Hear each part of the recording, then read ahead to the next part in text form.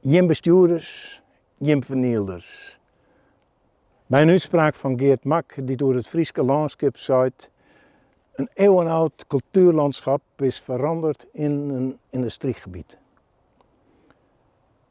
Jim bestuurders, jim vernielers.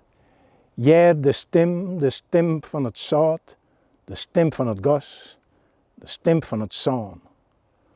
O jimme van de schepping los. Stem en zees nee. Nee, tjen een langer alles tanielende industrialisatie van laan en kust. De kust van Kwaanwerd, Laaksem, ondermaai het Meuse-klif. Jim de bestuurders, jim de vernielers. O, jimme zaanrovers, zonder zielen.